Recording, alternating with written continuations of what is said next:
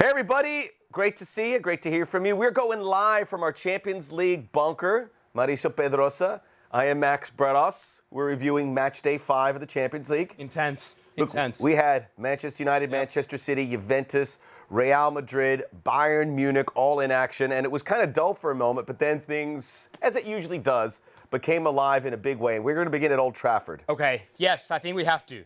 Because... Hold on. Are there any water bottles around? No water bottles. No water bottles around? Okay. Okay. If you haven't seen the GIF, you'll see it soon enough. Jose Mourinho destroying someone. Maybe he didn't want his team to drink afterwards. Maybe said, if you beat Young Boys by a goal, it's not good enough. Maybe they didn't deserve it. I mean, we were watching all the games together because that's how we roll over here at ESPN. Down there, it's a spectacular thing. We have like 20 screens, so we pretty much, we don't miss any part of the action. So by minute 80 probably, so I was ready to tell you, Max, I got this weird feeling that somehow United are going to score. That's what they do. That's what they do. Exactly what they do. That's what they did against Juventus. And I thought it was going to be Fellaini. I just never thought it was going to be with his right foot. I thought it was going to be a header. Well, at least I need you to be 100% specific on your predictions. But I will tell you this. It was a weird game from the beginning. Very weird game. First of all, there were some terrible misses for Manchester United. Did Jose Mourinho start some of his big-name guys, Pogba, Lukaku, Sanchez, not in the starting 11. Manchester United still were dominant. Sanchez not even on the bench. No, not even on the bench. They were dominant in the game. But then, in the second half, Young Boys had a lot of chances and had even the possession. They had one shot that David De Gea had to reach back and save. They could have won this game, and they were there at least to get a point, which would have meant Manchester United still would have had work to do in match day 6 to get through. Exactly. And then it all changes. Now they're through, and they can even still win the group. I mean, that's why Mourinho's reaction after the goal, it was a huge sign of relief because now they have to go play Valencia in a game that pretty much means nothing. Which, if it was scoreless, if they had lost, they would be out. Yes, exactly. But now, here's the deal. I don't understand what Jose Mourinho is trying to do with this squad. I know there are a lot of questions surrounding the way he's managing the team right now, not only by journalists. Former United players have been very, very critical of Mourinho, and rightfully so. How come that in a very, very important match against a team that you're supposed to beat by 3 or 4 goals minimum, you leave your best players on the bench? What's going on? The players that you signed. Exactly. A lot of it from this old regime that played, but the players that he wanted to bring in were not in there. Take out your calculator and just tell me how much money did Jose Mourinho spend on Lukaku, Pogba, and Alexis Sanchez? Well, Pogba, one of the most expensive footballers ever. We're talking about $250 million at least. I didn't need your... So, and even the fact that Alexis Sanchez was not on the bench, he was watching the game from the box. What is he doing with this team? What's happening? He's messing with all of us, isn't he? Yeah. Because I always thought it, and I got tired of the Jose Mourinho responses afterwards about me against the world. And I'm like, it's getting tired. But maybe there's a method to the madness. And look, they drew scoreless game with Crystal Palace over the weekend, so there's a lot mounting on his shoulders. He's mentioned lack of heart for some of his players. It was a bad scene across the board.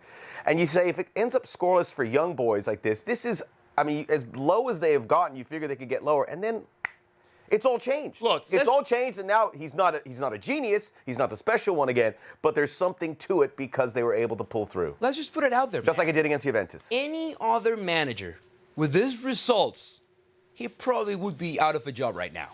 But his name is Jose Mourinho. He's the special one. He's supposed to know what he's doing, right? That's why he kept his job, and he's still trying to figure out a way to make this Manchester United team play better. That is my big question, though. Is he really doing it? They're not playing better. Is this team playing better? It's not fun. It's not fun to watch. No, but I don't think know. It's frustrating. Look, the Premier League is out of reach, but it's the Champions League. I think with the way they were going in their domestic campaign, you'd said maybe they don't get out of this group. Well, they're going to get out of this group. Yeah, barely. Again, the result against Juventus was completely against the grain, but they were able to achieve it, and then they get a win here.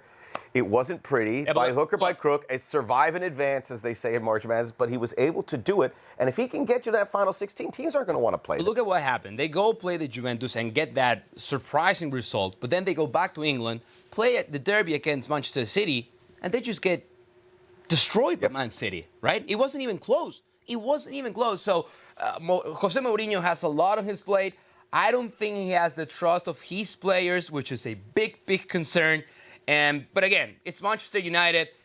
It's probably a team that nobody will want to face in the round of 16. We want to talk about all the games if possible. Yep. We can't, but I knew when that goal came in that this would take up the majority of our time, and it should because it's fascinating. We should say in Group H, Juventus got by Valencia, a great ball by Cristiano Ronaldo for Mario Mandzukic. So it sets up the final match day with Juventus going to Switzerland to take on Young Boys. Valencia hosts United, and again, United win and Juventus lose, which is unlikely. There's still something to play for. But Juventus I thought they were the favorite of this competition, but the last two games, I can tell you wholeheartedly, they are not the favorite. But it's hard. This is a flawed team. I'm just saying it's a flawed team. They're still amongst the favorites, but to me, they were the favorite. But now they kind of come into the muddle of teams like Manchester City and Barcelona and Real Madrid, who we'll talk about. But they're kind of in the mix. It's a wide-open tournament. I think you're being too harsh with Juventus right now. It's so hard to maintain that level of play for 10 months. Eventually, there's going to come a game in which you're not going to look great as a team. And today, actually, I think they did a great job. The first half, they created 4 or 5 clear chances of scoring. It just wasn't there. I think there's still some work to do, delivering or creating chemistry between Dybala and Cristiano Ronaldo. Right now, we knew that was going to be the biggest issue for the team. Yeah. It has remained to be and Allegri has been trying different things just to make them play together, to work together. It's just not quite there yet. Cristiano Ronaldo and Mario Mandzukic, that's pretty much arranged right now. They're working great together. But Dybala is probably the missing part right now, but it's a big part of this team. Yeah, and it's good that they're trying to work this out instead of building it around Ronaldo, because a guy like Dybala with the national team of Argentina may not have worked as well together as individually. Maybe the same case for Juventus, although I like how they're trying, and maybe they'll hit gold. But that's a weird thing to say, right? It is, but it's true. I'm Paulo Dybala. All right, I play for the Argentina national team, and he said it once. It's so hard to play next to Messi.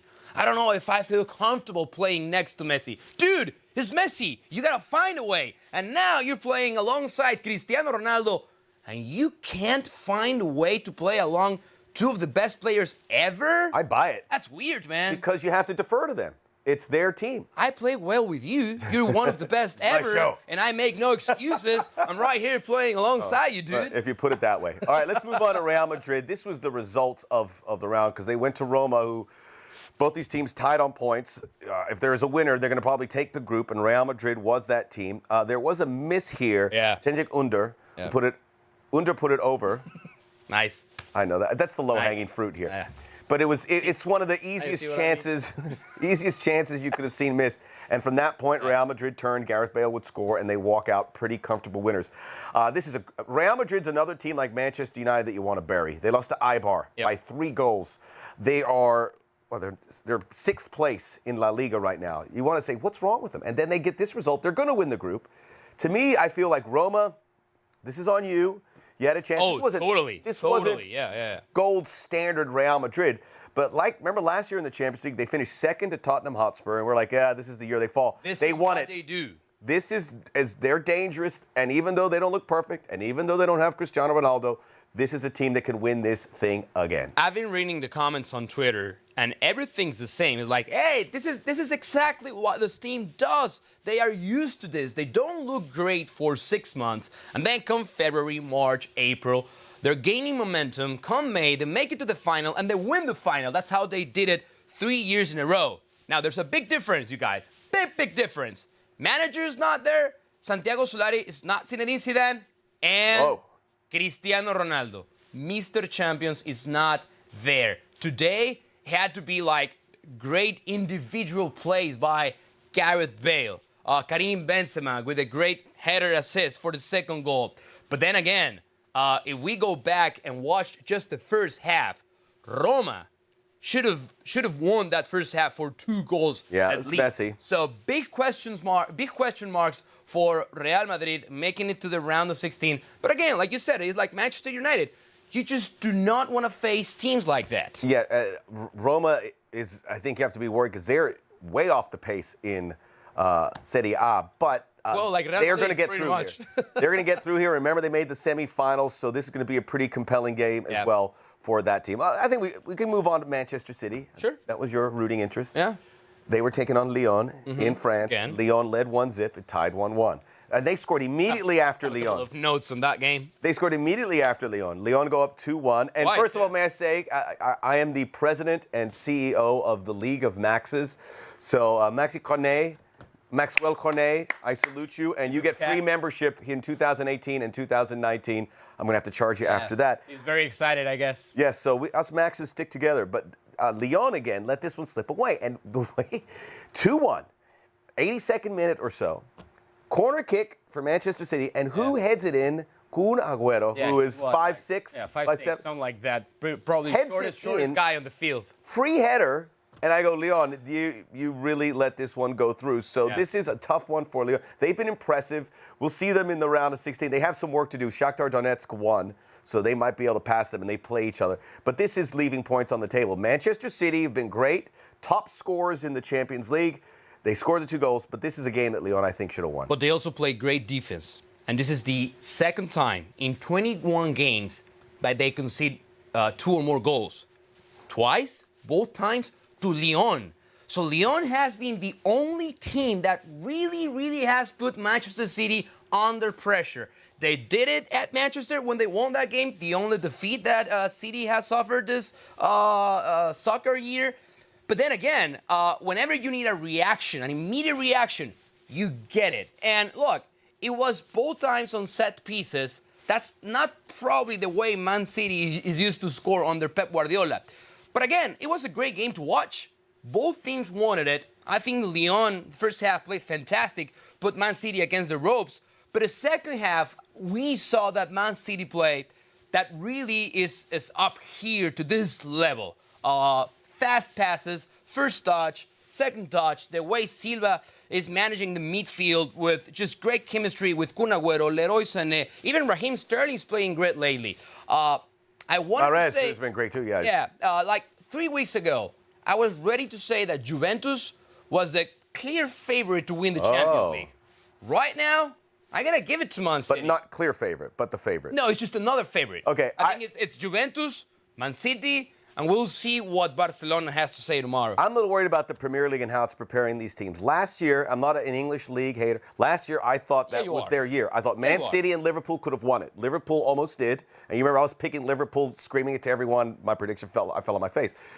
That's mine. That's on me, not on you, Liverpool. But Man City lost to Liverpool on the way up. But I thought those two teams were bona fide championship threats. I just don't feel it right now. I could change.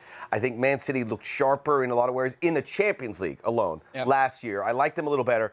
But again, the more I talk through these teams, the more I realize this round of 16 is going to be insane because I think there's a lot of teams that could possibly win it, and no one's that far ahead of anyone. But don't you think that we tend to focus a lot on offense? Who's scoring the most goals?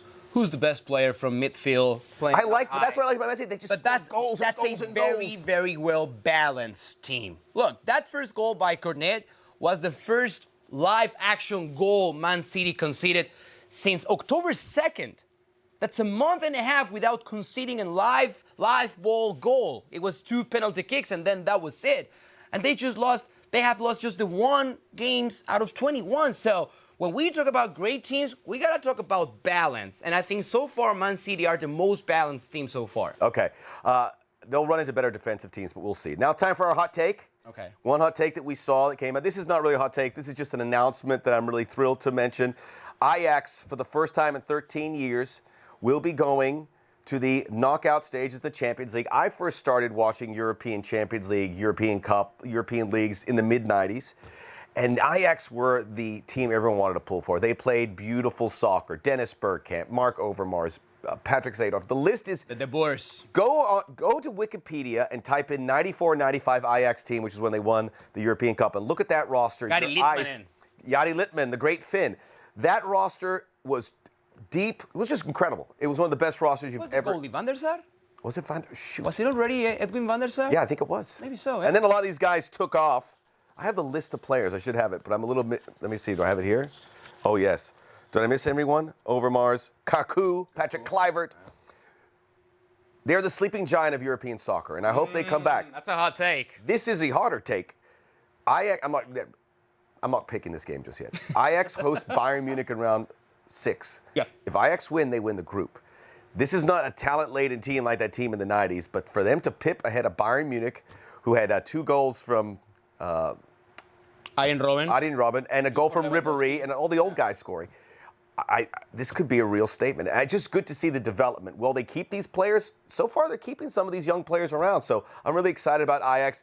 Beautiful uniforms, beautiful crest. Great to see them in world football at these heights. The player they let go, Patrick Kluivert's son, yes, who also played today against Real Madrid. Doesn't play enough for Roma. No, he doesn't play enough. He was a sub today for El Shaarawy, I think. That's a very, very hot take. Oh, thank you. My hot take, and I do not know if this is a hot take or not, but I do want to bring this topic to the table. We all saw what happened in Argentina over the weekend. The way that Copa Libertadores final had to be postponed, then canceled because of the incidents outside River Plate Stadium and everything that developed after that. And I think the general thought was, yeah, this happens in South America. Yeah, this happens in Argentina. Well, today, not in a domestic league game, UEFA Champions League game. In the Ajax game in Greece. Ajax game. Very, very serious incidents involving Ajax supporters and AEK supporters as well. It was a Molotov bomb that was thrown to Ajax supporters. Very, very dangerous. And the game still was played on. So let's just not try to focus the violence surrounding soccer in one region of the world. It happens everywhere. And both CONMEBOL, UEFA, FIFA have to be aware of this. We don't want to come here one day and just be sorry because something even more serious happened. But it happens all over the world, not only in South America. And I saw a lot of people sort of vilifying, and rightfully so, but kind of saying, hey, this happens in South America. This is why in Europe we really take care of these games. But this has happened. Remember the Dortmund bus situation. Today, the bomber was convicted to 14 years in prison. This is a global problem, so finger point ain't going to solve it. It's an issue everywhere. It needs to be cleaned up in some way, but not have control of your stadium is a real issue. For things to happen outside is one thing, and that's terrible, and you got to police it. But once you're in that sanctity of that stadium, the security's got to be watertight, and it was awful. It was awful there. Awful to see. All right, they'll do it all again Wednesday. I'm really thrilled that you could join us here. We love talking Champions League. I know you do too. And, you can agree with us and leave some comments. Subscribe, like, share. We were live. That was fun. hard work. Let's do it again. All right, let's do it.